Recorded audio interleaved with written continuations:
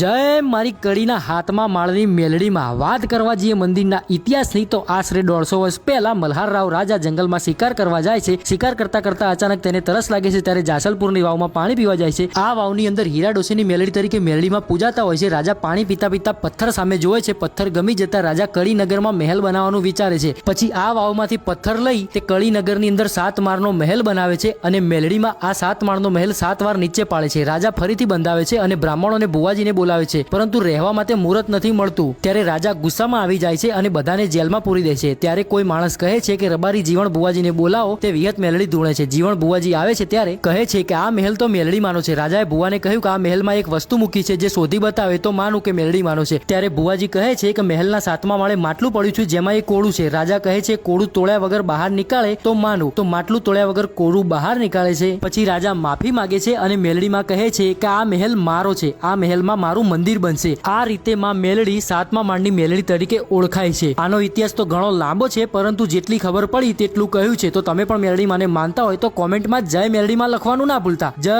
મારી મેલડીમાં.